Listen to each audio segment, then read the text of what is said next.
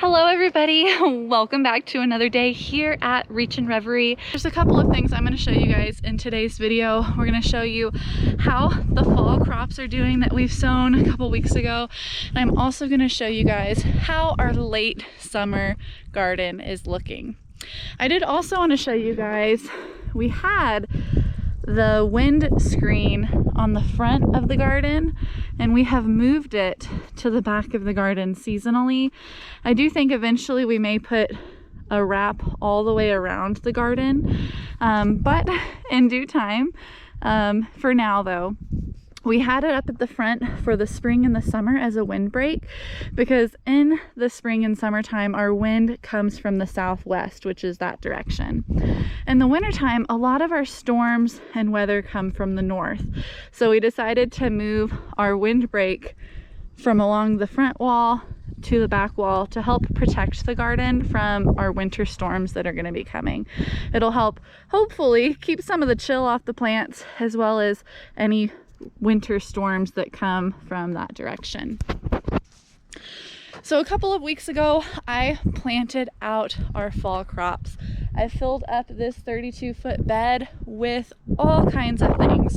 Brassicas like broccoli, cauliflower, kale, cabbage, Brussels sprouts. And then I also went in with leafy greens like bok choy, merlot lettuce, arugula, things like that, as well as carrots and chives.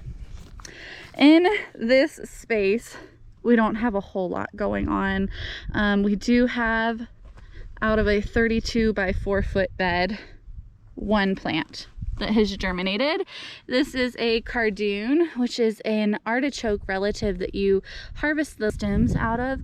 So this is similar to artichoke, and instead of harvesting the globes or the flowers, we're going to eat the hearts of the leaves, which is kind of similar to an artichoke heart as far as the flavor and what you're getting out of it. So that one is great. Ironically, which actually makes a whole lot of sense, it's at the end of this bed. We do have saboteurs in the garden that are stealing our seeds. I feel like I've done a pretty good job at what it normally would take to get seeds to germinate, but we do have little garden saboteurs. So what I've done is I've come in here and I've tried a few different methods, and I originally started planting out our fall garden going on a month ago, maybe even more than a month ago.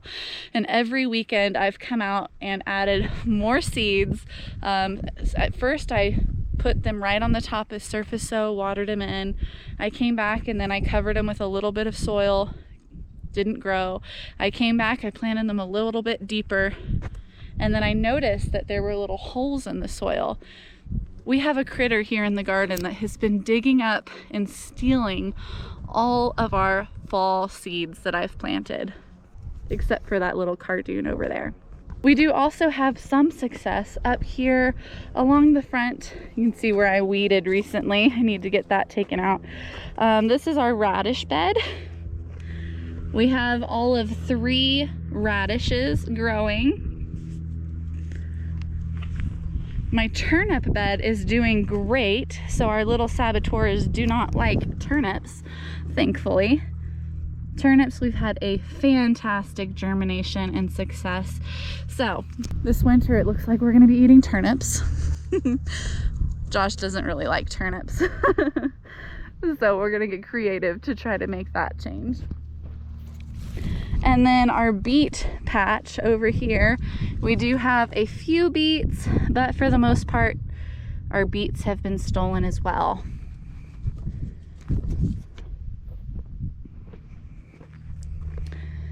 We've got fall seeds planted here. I'm going to start some in this area next. We also have fall crops started here. A bunch of carrots over here, and nothing is coming up. Makes me feel like I have a black thumb, but I know that that's not true. I mean, I've had a successful garden, but let's go meet. I'm going to introduce you to our saboteurs. They live here. This is a colony of harvester ants.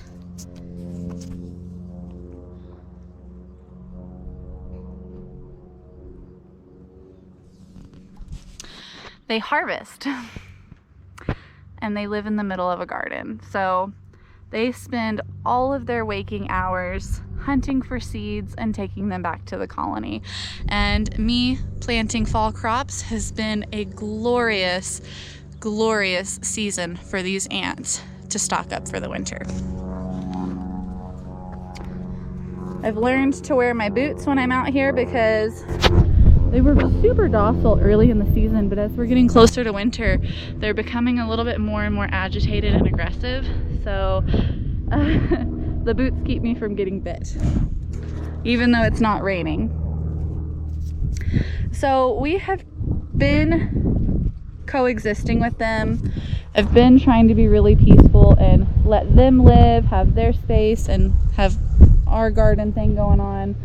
But I don't know if I'm gonna have any seeds growing while we have these ants. And as good as they are for the whole garden ecosystem, we've decided we're gonna be at war with these ants. So we've tried everything that we can think of organically to kill them. I refuse to bring poisons into the garden. This is an organic space, so it is going to continue to be an organic garden. But if you have any ideas, tell us what's worked for you guys to kill ants or get rid of ants. These are a whole different type of ant than, you know, your typical fire ant or sugar ant or sweat ant, whatever you want to call them. Harvester ants are huge and they have expansive colonies. I would estimate this colony probably goes 2 or 3 feet deep into the ground, and it also does come out at least 4 to 6 feet in any direction. Their colony is huge. Things that we have tried so far this year, we've done borax, where we take a landscape pin.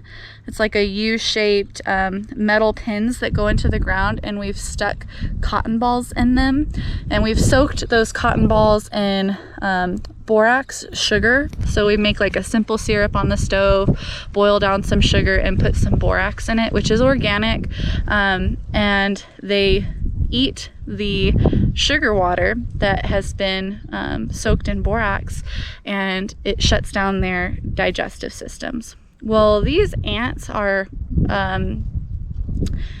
not very impressed by the borax like a sugar ant or a fire ant may be. So we don't know. We're trying to think of what could we do that they're going to be interested in, because they seem to kind of leave those alone. I've also noticed that the rabbits and ground squirrels will steal our cotton balls, which is not ideal. We've also tried boiling water, hasn't worked. We've tried dish soap, pouring some dish soap and washing it down into their mounds. That hasn't worked. So we're kind of at our wits' end, and we absolutely do want to keep this organic. I don't want to put any kind of poison or pesticides into the garden to get rid of them. So we're going to do our best to knock their numbers down naturally and organically, and then just kind of have to put up with them. So maybe fall garden may not be in this year's plan if we can't get the seeds to germinate. Once the seeds germinate, the ants leave them alone, but it may just have to wait till we get our future setup in place to start seeds indoors in the fall moving forward.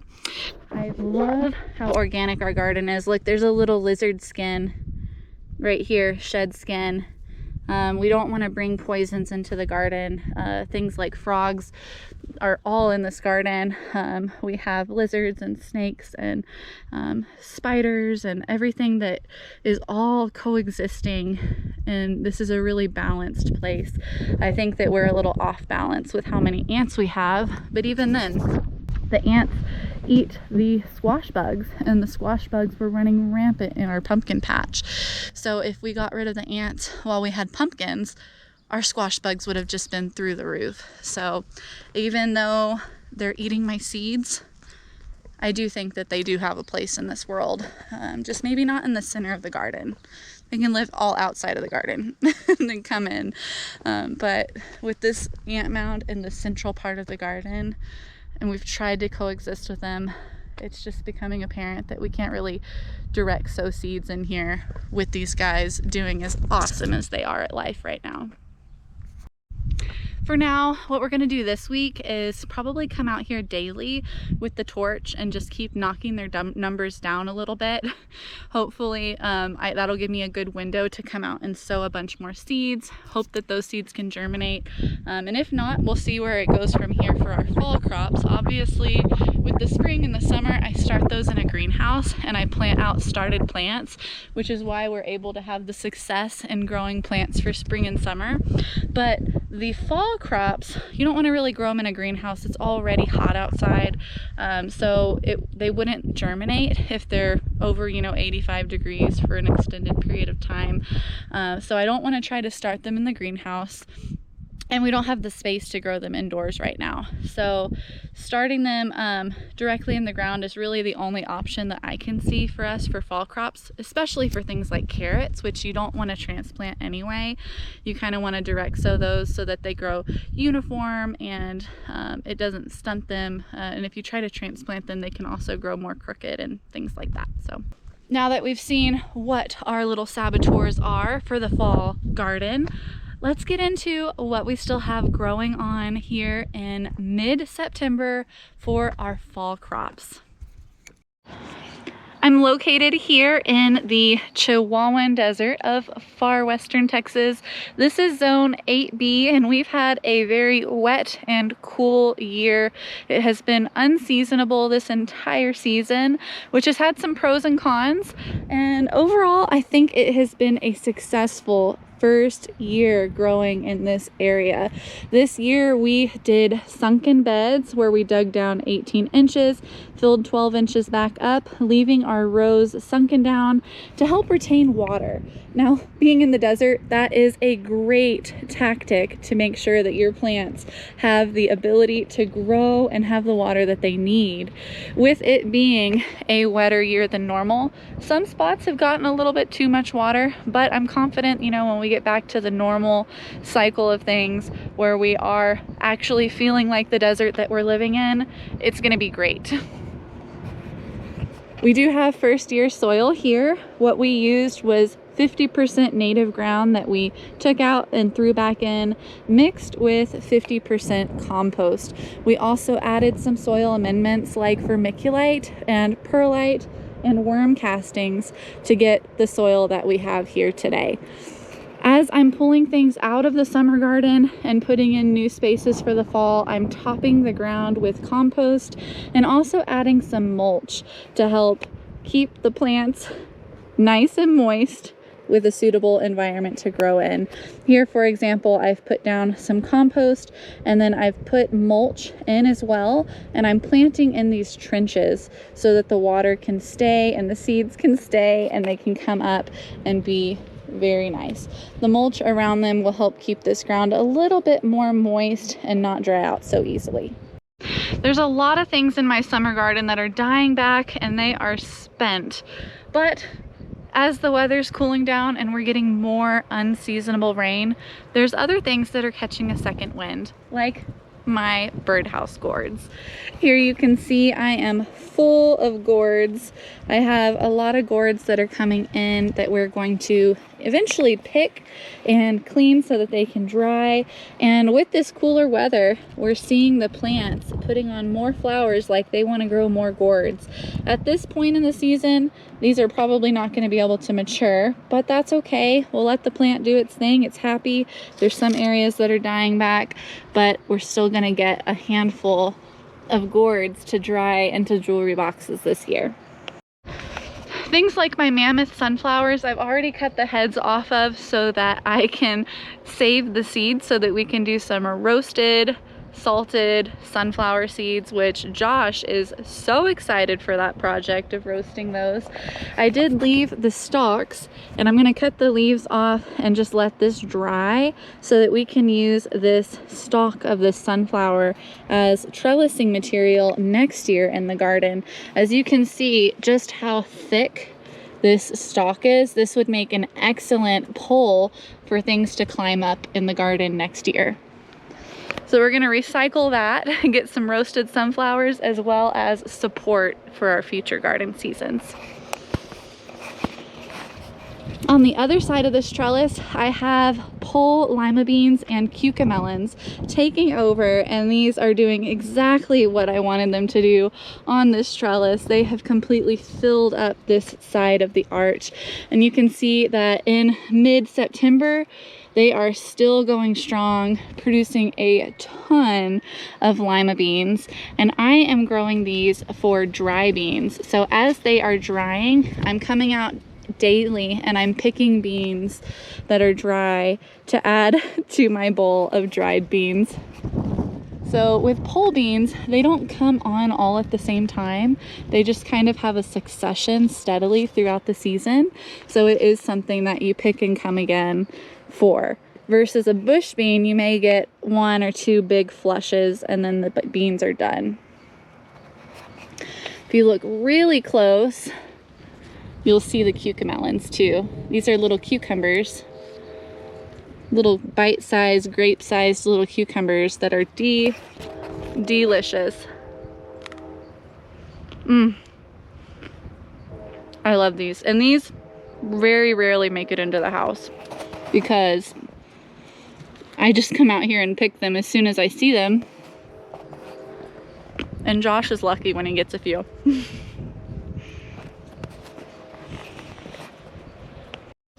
My marigolds are doing great. This is where I had my summer squash. The squash are gone and done, but I did replant the area with some herbs that'll do well in the fall, like thyme, oregano, and rosemary. On the other side, our peppers are doing great. I feel like August and September is our best time for peppers and tomatoes, which is kind of odd. I see a lot of other gardeners on YouTube where by August, everything is done, they're pulling it out. But I've noticed the past probably 3 years, at least, that I have had peppers and tomatoes that August and September is usually when we get our biggest harvest. And I think that's because this is when the weather breaks. We're starting to get more rain. This is kind of coinciding with our monsoon season. So we're getting more rain, cooler temperatures, and I think that the plants just have some relief and they're deciding to go ahead and just go for it and produce. So here in our pepper garden, and I'm gonna be careful because we have a ton of garden spiders living in this space, which is good because it's keeping pests away. But you may grab a spider when you're grabbing peppers. We have our Saboteurs, which are still producing. Saboteurs, I've not really been impressed with this year. It's a good tasting pepper, but it's just not productive to the extent that I'm looking for in something that's going to take up space in the garden. So I may not plant a whole lot more of Saboteurs in the future.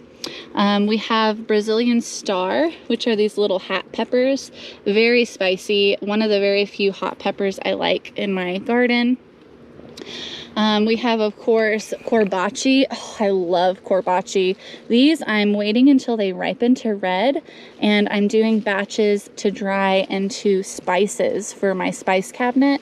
I've already done one batch where I've basically dried these down to a paprika and mixed them with dehydrated and dried up tomatoes, and mixed some garlic and onion, and I've kind of have it labeled as garden spice, and it's a little bit more sweet and more tangy than a paprika, but it packs a little bit of a punch, and it's just so good. And I've been seasoning everything with that since I've made that spice. But it's good. You just put a slit in the peppers. I usually will top them, maybe deseed a few, and then I dehydrate them. I'll dehydrate tomatoes, and I'll roast some garlic, dehydrate that, roast some onion, dehydrate that, and once it's all dehydrated, I grind it with a spice grinder into a very fine powder. You can mix it through a sieve if you run it really fine, and then store it on the shelf, and it is great to sprinkle on steaks, sprinkle on some pork chops, throw it into rice that you're cooking. Oh, it's so good. Highly recommend. But corbaci is the main superstar in that recipe. It's kind of like a cayenne, but they're sweet peppers. They don't have the spice that cayennes have. I've also been growing a bunch of cubanelle, which has been doing really good. They're kind of small, but I've been growing them like long green chilies, or kind of like a poblano. They're sweet peppers. They don't have the heat that a poblano has, even though I feel like poblanos are also kind of sweet peppers. But these I've been mostly growing for fresh eating, sauteing, and I've also been making miniature chile rellenos, which chile rellenos is like my favorite food. I love chile rellenos. If you're not familiar with Mexican cuisine, a chile relleno is where you take a sweet pepper. Traditionally, it's usually like a poblano, and you cook them under fire. Usually like on a stove. If you have a gas burner, you'll roast them, fire roast them, and then you'll steam them, peel the skins off. You'll stuff them with cheese. Now, I use asadero, but you can use any real mild melting cheese that has a little bit of tang to it. And then you will batter them in an egg sauce and fry them. So the egg batter is typically where you very strongly whip egg whites. You'll mix the yolks back in, maybe add just a dash of flour or a dash of baking powder. And then I like to add a couple drops of a hot sauce, like you could use Tabasco or Cholula, just to give it a little bit of a zing. And then you just batter fry them, and they are chef kiss amazing. So these are great. They're little. The peppers you really want to use to make chili rellenos are about 5 times this size. So I'm making little mini ones with my cubanelles. But I love how productive, and I just love the flavor of these peppers, and they're typically really uniform, really amazing peppers. Our habanadas are finally coming in, and this week I've been making habanada sugar. It's like infused. It's almost like a jelly, but you use way too much sugar than what a jelly calls for. And so when it dries, it's like a hard sugar. And then I just take like a knife and I scrape the block of sugar, and it has little bits of habanada that are cooked into it that have infused their flavors into it. And habanada is a habanero with 0 heat. So what you get is the real fruity, tangy flavor of a sweet pepper with none of the heat. And habanadas and habaneros are very fruity and floral flavored. So it adds a unique flavor profile to dishes. So Josh and I had bagels yesterday, and we put goat cheese on the bagel, and then I sprinkled habanada sugar on top, and he tasted it and he's like, what am I eating? This is amazing. And it was habanada sugar. So that's something that I do. I love to make habanada jelly. You can see here there's a couple. These aren't ripe. They ripen to like a tangerine orange, or like a cantaloupe orange. Oh, that one fell off. Oh well. But there's one down there. Don't bite me, spiders. There it is. That is a habanada, and they are so good. Our shishitos are still producing. We do scrambled eggs with shishitos. They're so good when you blister them in a pan first. My jalapenos are Hungarian black, which is like a dark purple jalapeno.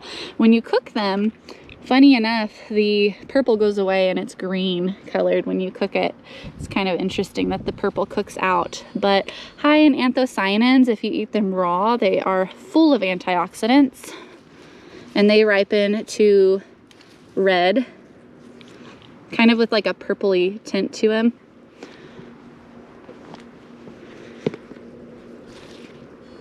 Oh, I dropped my habanada. I also have a lot of bell peppers. This is a lilac bell, it's purple. We've got albino bell, which is yellow. And blot peppers, which are streaky. This one's not ripe yet, but it'll get streaky. And then I have a bunch of mini bells, and I've been using mini bells kind of like cherry peppers.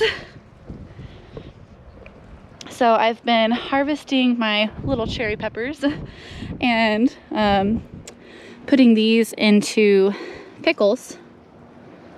See, those are perfect for cherry peppers. Into orange. And then we also have, of course, our cayenne types, which we have Buena Mulata. It's a little purple pepper, like a cayenne, very, very spicy. And then I have my traditional cayennes, which are red back there. Oh, and I totally almost forgot about pepperoncini. I use these kind of like shishitos. It's a shishito type pepper, but these are a little bit spicier. So if you want some spicy scrambled eggs, pepperoncini is a good one. These are also great to throw in pickles to add a little bit of heat to your pickle pepper recipe, if you can say that 3 times fast. Add those to my basket. I'm still getting okra and I'm still getting eggplants sparingly as well. So we're leaving this section in. And then I also have an abundance of herbs with my catnip and salvia as well, and some thyme over here. Now, the superstar, as it does every August and September, are my tomatoes. When everybody else seems to be pulling their tomatoes out, I feel like we are getting into peak season. Here, this is my tomato row, and you can see we are loaded with tomatoes. I need to come out here and harvest, so we are going to do some harvesting once I wrap up this video. But what I do is I do tie them to the trellis, and then I prune down low. I prune off the diseased or spent leaves. Anything that kind of gets splashed back and gets wet tends to get sick sooner, so we'll prune those off and keep them tied up, because if all the rain that we've been getting, a lot of times your tomatoes will droop over and crack, and when they crack, you end up losing branches, losing fruit, and it also invites disease and sickness through the breaked points on your stems. So we have a lot. This is Sartre Rollois, which is a tomato that turns blue, purple, black where the sun hits it, but it ripens to yellow.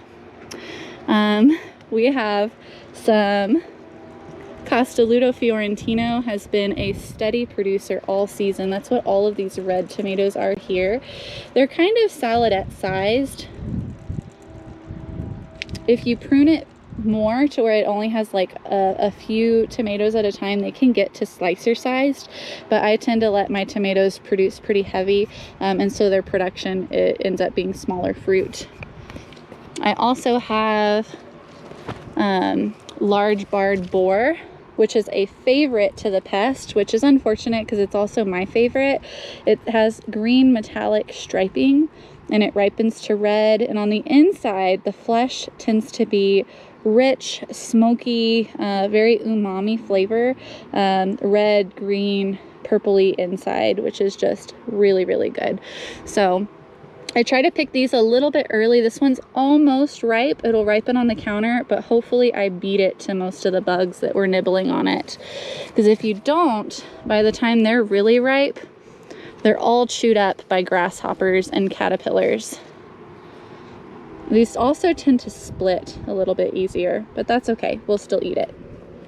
Now, this isn't a harvesting video, so I need to keep stopping myself from picking things because my battery is gonna die before we get through this video. But we also, of course, we have the Castelluto Fiorentino, large barred boar, Sartre Rollois. That's some of the beautiful purpling here. Look at this, those colors, beautiful, beautiful. We have Paul Robeson and Dr. Witchy's kind of in here. I think we may see some ripe ones on the other side. And here is our superstar producer, Lemon Blush. You can see this whole section of one plant spans probably 6 feet, is laden down with tomatoes. These are all Lemon Blush.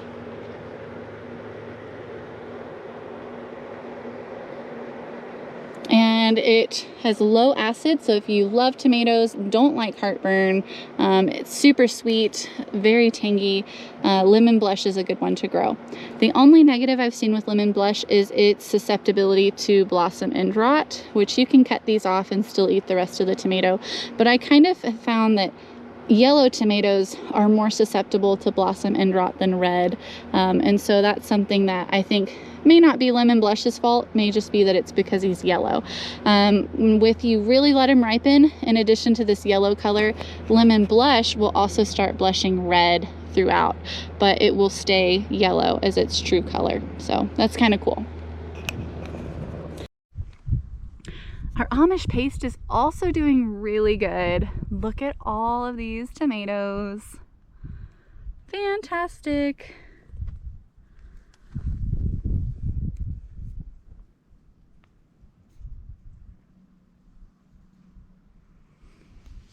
And then our little cherry tomato plant is also doing really good. This one I have pulled up. It was real flopped over and growing all over the ground, and since I've put it up, it's still doing really good. I come out here probably every other day, at least 3 days a week, and harvest tomatoes that we throw into different dishes. And these guys are doing so good. I have no idea what variety this is. It was labeled as white currant, which I've grown in the past. White currant does not ripen to red. So this is some kind of either hybrid or just mislabeled seed packet that we planted for this one. Queen of the Night has also been doing okay. It's a beautiful, streaky tomato. A little bit bigger than a cherry. I really love to snack on these two while I'm in the garden. Homegrown tomatoes, harvested in the heat of the day, in the sun. You can't beat that. On this side, you can kind of see some of the tomatoes that are flopping over, but we still are getting a lot of production here. I need to come out and do some more fertilizing to see if we can get some blossom end rot to dissipate, but we're still getting enough tomatoes that losing some to blossom end rot has not really been that big of a concern for me, because we're still getting plenty of tomatoes. These right here are Blue Beauty. Has that blue shoulders. Really, really nice tomatoes right there. This one right here is a Dr. Witchy's that had a fasciated blossom, so it's kind of like a conjoined twin. You can see that one side is ripened, the other side hasn't. So if we waited for this side to ripen, then this side will already start rotting. So I went ahead and picked it. We'll just cut off the green part and have a nice tomato right there.